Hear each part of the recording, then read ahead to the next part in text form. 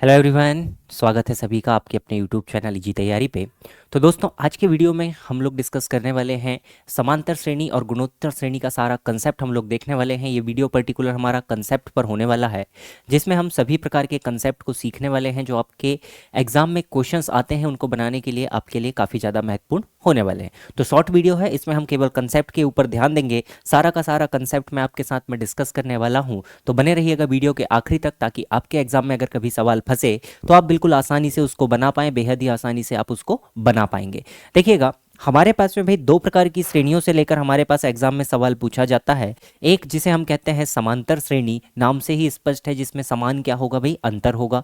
शुरू से आखिरी तक जो अंतर बना रहेगा वो बिल्कुल समान बना रहेगा। दूसरी हमारे पास में गुणोत्तर श्रेणी होती है, जिसमें एक फिक्स नंबर से क्या होता है, कंटिन्यू मल्टीप्लिकेशन होते जाता है। तो ये दो ही प्रकार की श्रेणी है जिन्हें हम कहते हैं अरिथमेटिक प्रोग्रेशन और ज्योमेट्रिक प्रोग्रेशन के नाम से हम इन्हें जानते हैं। तो चलिएगा, वन बाय वन हम इसके सारे कंसेप्ट को लेकर डिस्कशन करते हैं, सारा कंसेप्ट हम इसका सीखते हैं, फिर हम आगे की तरफ बढ़ेंगे कि और क्या भी चीज़ें हमारे पास में इसमें निकल कर आती हैं। तो देखिएगा, अगर हम बात करें दोस्त सबसे पहले कि अरिथमेटिक प्रोग्रेशन हमारे पास में क्या चीज़ होती है। एपी जो है, समांतर श्रेणी जो है हमारे पास में, ये अपने आप में क्या होती है भाई। तो देखिएगा, समांतर श्रेणी संख्याओं का एक समूह है जो नियमों का एक सेट का पालन करता है, नियमों के एक सेट का पालन करता है।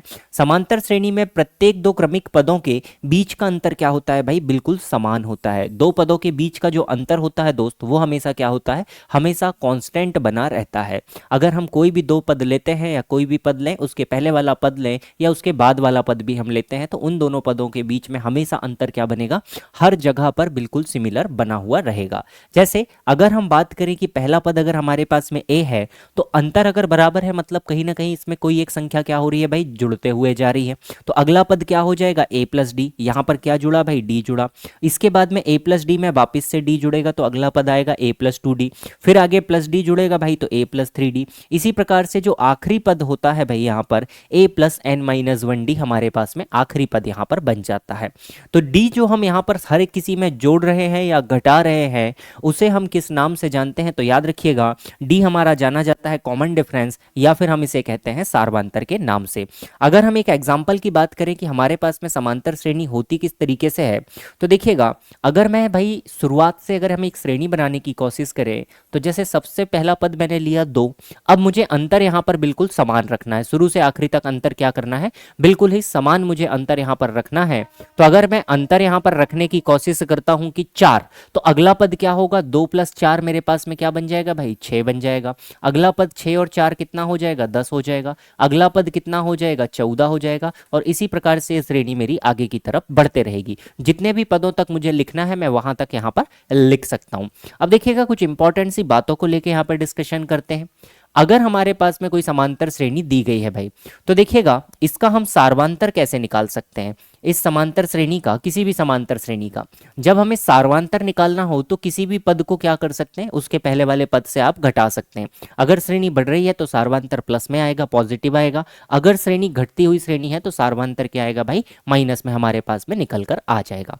आगे हम बात करें कि समांतर श्रेणी का अगर हमें कभी एनवा पद निकालने के लिए कहा जाए, एनवा पद निकालने के लिए कहा जाए, तो एनवे पद का फॉर्मूला याद रखिएगा। पहला पद हमारे पास में हो जाता है plus n minus one into d हम लेते हैं, n minus one into d हम यहाँ पर लेते हैं। यही फॉर्मूला हमारे पास में किस चीज में भी काम पड़ेगा दोस्त, तो यही फॉर्मूला हमारे पास में काम पड़ेगा अंतिम पद को निकालने के लिए भी। तो देखिए, मैं फॉर्मूले आपको बढ़िया से बताता हूँ। अगर हमारे पास में कोई समांतर श्रेणी इस प्रकार से है, जिसमें हमारे पास में पहला पद ए है, दूसरा पद ए प्लस डी है, अगला पद हमारे पास में ए प्लस टू डी है, और इसी तरीके से हमारे पास में श्रेणी यहाँ पर आगे बढ़ रही है।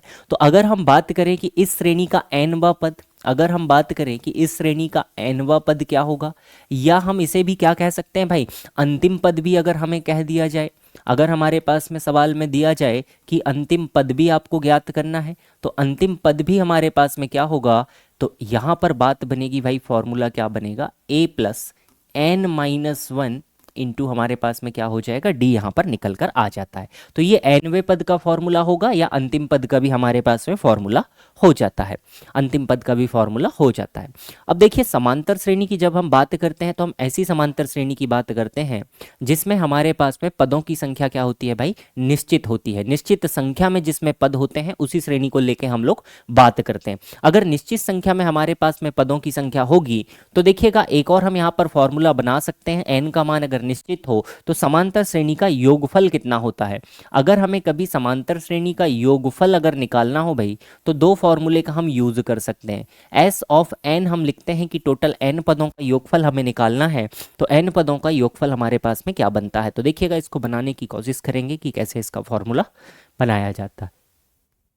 तो क्या होगा भाई, योगफल के लिए जब हम फॉर्मूला लगाते हैं तो अगर हमें पदों की संख्या पता है मेरे भाई तो n/2 हमारे पास में क्या हो जाएगा, ट्वाइस ऑफ ए प्लस हमारे पास में होगा n-1 into D, n-1 into D. एक फॉर्मूला हमारे पास में ये होता है। अगर हमारे पास में हमें पता है कि हमारी श्रेणी का आखिरी पद कौन सा है, हमारी श्रेणी का आखिरी पद कौन सा है, अगर आखिरी पद के विषय में पता है तो देखिए योगफल हम ऐसे भी निकाल सकते हैं, Sn बराबर n/2 और हम अंदर क्या ले सकते हैं, देखिए 2a plus n-1 into D है। अगर मैं इसको 2a को a प्लस ए लिखता हूं तो जो a plus n-1 into D बनेगा वो अपने आप में अंतिम पद को रिप्रेजेंट करेगा। तो पहला पद प्लस आखिरी पद भी अगर हमारे पास में है तो इससे भी हम योगफल को निकाल सकते हैं। तो ये हमारे पास में योगफल का फॉर्मूला हो जाता है। यहाँ पर देखिएगा a अपने आप में क्या बनेगा, तो पहला पद मेरे पास में बन जाएगा भाई, है ना। जो हमने डाटा लिखा है इसको हम नोट डाउन कर लेते हैं। तो a अपने आप में हमारे पास में क्या बनता है मेरे भाई, तो a अपने आप में बनता है हमारे पास में पहला पद, है ना। डी की अगर हम बात करें तो डी हमारे पास में क्या बन जाता है भाई, सार्वांतर बन जाता है। डी अपने आप में क्या बन जाता है दोस्तों, सार्वांतर बन जाता है ना जी। एन हमारे पास में क्या बन जाता है, तो पदों की संख्या बन जाता है। पदों की क्या बन जाता है, संख्या बन जाता है। तो ये हमारे पास में क्या होता है, इसको लेके बात होती है। एल अगर हम बात करें तो एल हमारे पास में क्या हो जाएगा भाई, अंतिम पद हमारे पास में हो जाएगा। एल हमारे पास में क्या हो जाएगा, अंतिम पद हमारे पास में हो जाएगा। तो ये हमारे पास में कहीं ना कहीं समांतर श्रेणी को लेके सारे फॉर्मूले हैं जो आपको क्या होने चाहिए भाई, बिल्कुल आपको अच्छे तरीके से याद होने चाहिए। देखिएगा इन्हीं पर बेस्ड हमारे पास में डायरेक्ट टू डायरेक्ट सवाल यहाँ पर बनता हुआ आपको दिखाई देगा। बहुत सारे एग्जाम्स में जब आप देखेंगे तो इन पर बेस्ड हमारे पास में डायरेक्ट ही क्वेश्चन आपको देखने के लिए मिल जाता है ना जी। चाहे आप रेलवे की बात कर रहे हो, चाहे आप एसएससी की बात कर रहे हो, तो इस तरीके के डायरेक्ट सवाल आपके पास में बन जाते हैं। तो आई होप ये बिल्कुल समांतर श्रेणी आपको अच्छे से क्लियर हुई होगी। आइएगा कुछ सवालों को लेके हम इसकी प्रैक्टिस करने की कोशिश करते हैं। कुछ बढ़िया से सवालों को लेके हम इसकी प्रैक्टिस करने की कोशिश करते हैं। देखिएगा हमसे पूछा है भाई, यहाँ पर सवाल हमारे पास में दिया गया है कि समांतर श्रेणी 88, 90, 92, 94 का कौन सा पद 142 होगा। कौन सा पद 142 होगा। पद का हमसे संख्या पूछिए कि कौन से नंबर का पद इसका 142 होगा।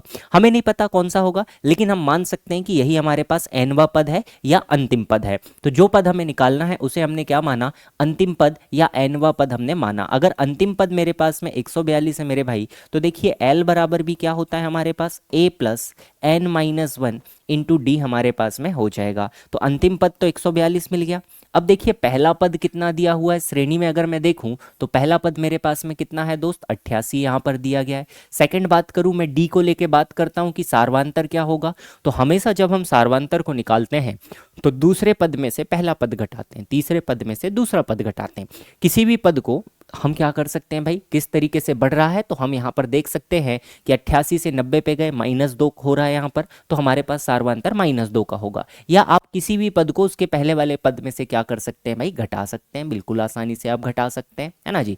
तो देखिएगा अगर हम यहाँ पे निकालते हैं कि 88 माइनस अगर मैं 90 करता हूँ तो देखिए हमने पद को क्या किया, पहले पद माइनस दूसरा पद हमने किया है कि कितने की बढ़ोतरी हो रही है या कितने की कमी हो रही है।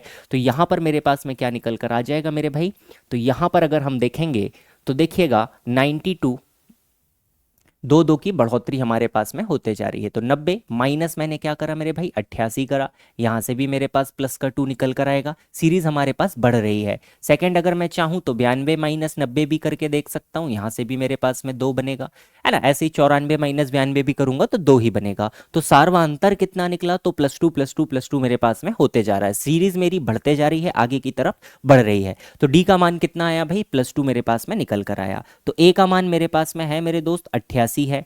प्लस यहाँ पर मैंने रखा n-1 और d का मान मैंने रखा भाई 2 यहाँ पर रखा। 88 ट्रांसफर होकर आएगा मेरे दोस्त, तो 142 माइनस कितना हो जाएगा 88, बराबर में क्या बचेगा मेरे भाई n-1 इंटू 2 मेरे पास में बचेगा। 88 12 100 हो जाएगा, 42 43 44 10 54 मेरे पास में बचेगा। डिवाइड में यहाँ से 2 आ जाएगा मेरे भाई, यहाँ पर हो जाएगा n-1, तो n का मान कितना हो जाएगा 27 और 1 कितना बन जाएगा टोटल 28। तो यहाँ पर पदों की संख्या कितनी बनेगी 28 मेरे पास में हो जाएगी। मतलब 28वें नंबर का जो पद होगा वो अपने आप में कितना बनेगा 142 मेरे पास में बन जाएगा।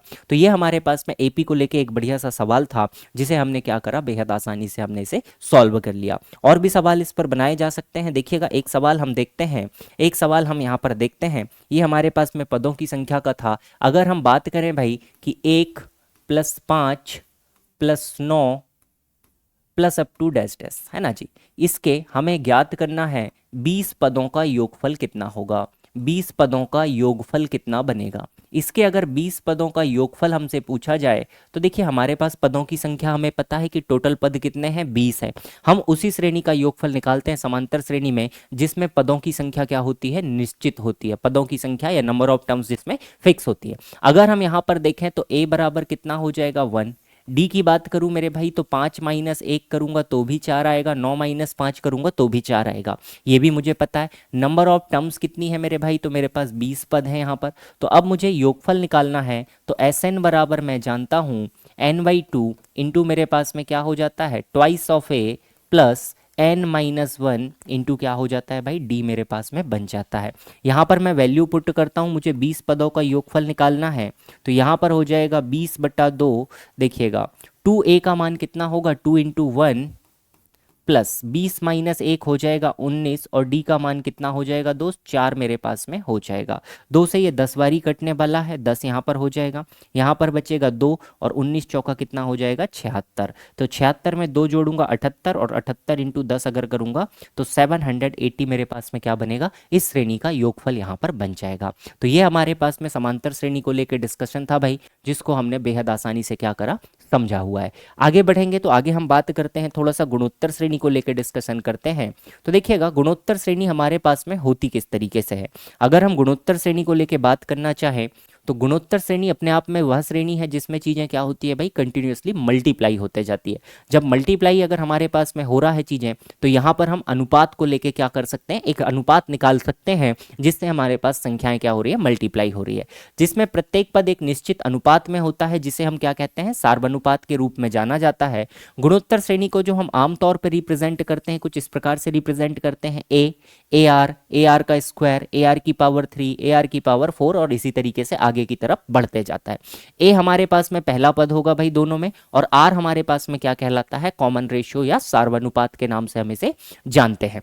देखिएगा कुछ इस तरीके से हमारे पास श्रेणी चलती है दोस्त। A हमारे पास में है, हमने इसमें R का मल्टीप्लाई किया AR आया, अगेन R का मल्टीप्लाई किया AR स्क्वायर आया, इसी तरीके से आगे बढ़ती जाएगी। तो आखिरी का पद क्या बनेगा या nवा पद क्या बनेगा, AR की पावर n-1 हमारे पास में बन जाता है। R हमारे पास सार्वनुपात होगा, जिसे हम कैसे निकाल सकते हैं, तो दूसरे पद में से पहले पद को डिवाइड करके हम बता सकते हैं। Second term upon first term अगर हम करते हैं, या तीसरा पद बटे दूसरा पद, या चौथा बटे तीसरा, या पांचवा बटे चौथा, इससे हम निकाल सकते हैं सार्वनुपात के बारे में। आगे देखिएगा सार्वनुपात निकालना है तो आपको दो पदों को बिल्कुल क्या करना पड़ेगा, डिवाइड करना पड़ेगा। अगर आपको कभी योगफल निकालने की आवश्यकता पड़ जाए, या nवा पद पहले देख लेते हैं, nवा पद निकालना हो तो क्या आएगा भाई, AR की power n-1, A into r की पावर n-1 हमारे पास यहाँ पर बन जाता है। आगे देखते हैं, अगर हमें योगफल निकालना है भाई, योगफल निकालना है तो हमारे पास में यहाँ पर दो प्रकार की श्रेणियां निकल कर आती है। समांतर श्रेणी में तो परिमित श्रेणी हमारे पास आती है जिसमें पदों की संख्या क्या होगी, निश्चित होगी। लेकिन जब गुणोत्तर श्रेणी हमारे पास आती है तो इसमें दो प्रकार की श्रेणियां हमारे पास आएगी, एक ऐसी जिसमें पदों की संख्या निश्चित होगी, एक ऐसी श्रेणी भी आएगी जिसमें अनंत तक क्या होंगे भाई, पद हमारे पास में होने वाले हैं। अगर हमारे पास में निश्चित संख्या वाली श्रेणी है जिसमें पदों की संख्या निश्चित है, तो देखिए दो कंडीशन बनती है कि आर का मान या तो 1 से छोटा होगा या तो r का मान 1 से बड़ा होगा। अगर r का मान 1 से छोटा है तो a इंटू 1 - r की पावर n अपॉन 1 - r का फॉर्मेट हमारा चलेगा। अगर हमारे पास r का मान 1 से बड़ा है मेरे भाई, तो हमारे पास में क्या होगा, r की पावर n में से हमें 1 को घटाना पड़ेगा, r की पावर n में से हमें 1 को घटाना पड़ेगा। देखिए कहीं ना कहीं फॉर्मूले तो दोनों के दोनों सिमिलर ही हैं भाई, कोई ज़्यादा फर्क नहीं है, दोनों में ऊपर नीचे माइनस कॉमन लीजिए, बराबर बात है। लेकिन क्या होता है, वन माइनस अगर हम बड़ी संख्या घटाते हैं ऊपर नीचे दोनों में नेगेटिव आएगा, वो आगे चल के कटेगा, तो उससे कोई खासा ऐसा फर्क हमारे पास में नहीं पड़ने वाला, दोनों में से जो चाहें आप यूज कर सकते हैं। लेकिन अगर हमारे पास में अनंत गुणोत्तर श्रेणी है जिसमें हमारे पास एक से लेके अनंत तक के अगर पद हैं, तो इसे हम क्या कर सकते हैं, एस इन्फिनिटी बराबर क्या होगा, ए अपॉन वन माइनस आर। तो अनंत गुणोत्तर श्रेणी का योगफल क्या होगा मेरे भाई, ए अपॉन वन माइनस आर हमारे पास में योगफल के रूप में यहाँ पर आ जाता है, योगफल के रूप में हमारे पास में आ जाता है। तो ये गुणोत्तर श्रेणी के इंपॉर्टेंट फॉर्मूले हैं जो आपको क्या करने हैं, याद रखने हैं। देखिएगा एक सवाल से हम इसको समझने की कोशिश करते हैं। देखिएगा सवाल हमसे क्या कहता है भाई, 3, 18, 108, 23328 में कितने पद हैं। हमें नहीं पता कितने पद हैं, लेकिन कहीं ना कहीं ये जो आखिरी में पद दिया है ये हमारे पास में आखिरी पद कह सकते हैं, या हम इसको एनवा पद यहाँ पर कह सकते हैं। आखिरी पद कहेंगे या हम इसे क्या कहेंगे, एनवा पद हम इसे कहने वाले हैं। जब एनवा पद हमें दिया है तो देखिए डाटा निकालते हैं। सबसे पहले पहला पद तो मुझे दिया हुआ है यहाँ पर 3 दिया है भाई। अगर मैं सार्वनुपात की बात करूँ तो देखिएगा क्या होगा, दूसरा पद बटे पहला पद करता हूँ तो कितना आ जाएगा, 6 आ जाएगा। 108 बटे 18 करूंगा तो भी मेरे पास में 6 ही आ जाएगा। सभी जगह से सार्वनुपात कितना आया, 6 आया। आखिरी का पद या एनवा पद मेरे पास में दिया है, ए एन कहूँ या अंतिम पद कहूँ बात एक ही होगी। ये कितना दिया है मेरे भाई, 23328 मेरे पास में यहाँ पर दिया है। देखिएगा हमारे पास में फॉर्मेट क्या होता है भाई, आखिरी पद या ए की पावर ए एन का हमारे पास में क्या होगा, ए आर की पावर कितनी होती है दोस्त, एन माइनस वन हमारे पास में हो जाती है, एन माइनस वन हमारे पास में हो जाता है। तो ए एन का मान मुझे दे रखा है 23328। ए का मान मेरे पास में 6 है भाई, ए का मान मेरे पास में 3 है दोस्त, ए का मान यहाँ पर 3 है, और यहाँ पर 6 की पावर कितनी हो जाएगी, एन माइनस वन। 3 से हम इसको काटते हैं, 3 साते 21, बचेगा 13, 21 22 23, 23 बचेगा भाई, है ना जी। 23 बचेगा, 3 साते 21, 2 बचेगा 22, 3 साते 21, 3 छिंग 18, बराबर कितना बचा, 6 की पावर n माइनस वन। 6 की पावर क्या बची दोस्त, n माइनस वन हमारे पास में बची हुई है। अब हमें इसे 6 की पावर में तोड़ना पड़ेगा। 6 6 36 छिक्के 216, 216 में अगर 6 का मल्टीप्लाई करते हैं, 2 छिंग 12 और 12 छिंग 72, लगभग ये 2 की पावर हमारे पास में किस रूप में टूट जाएगा, 5 की पावर में ये टूट जाएगा। तो यहाँ पर ये टूटता है मेरे भाई 6 की पावर 5 में, बराबर मेरे पास में क्या हो जाएगा, 6 की पावर n माइनस वन। अगर हम यहाँ पर बात करें कि n माइनस वन बराबर कंपैरिजन में 5 मिला, तो n बराबर कितना आ जाएगा मेरे दोस्त, यहाँ पर 6 आ जाएगा। मतलब ये कौन सा पद होगा, तो छठा पद ये अपने आप में मेरे पास में हो जाएगा। छठा पद हमारे पास में यहाँ पर हो जाएगा। आई होप ये बढ़िया से समझ में आया होगा, क्लियर हुआ होगा। सेम इसी फॉर्मेट को हम आगे भी अप्लाई करते रहेंगे। तो ये था भाई हमारे पास में समांतर श्रेणी और गुणोत्तर श्रेणी को लेकर डाटा। आई होप ये बढ़िया से आपको समझ में आया होगा, चीज़ें आपकी क्लियर हुई होगी। सारे कंसेप्ट हमने यहाँ पर रिकॉल किया। अगर वीडियो आपको पसंद आया है तो वीडियो को लाइक कीजिएगा, शेयर कीजिएगा, चैनल को सब्सक्राइब कीजिएगा और प्यारे प्यारे कमेंट जरूर से कीजिएगा। मिलेंगे अगले वीडियो में, तब तक सभी को नमस्कार, जय हिंद, जय भारत।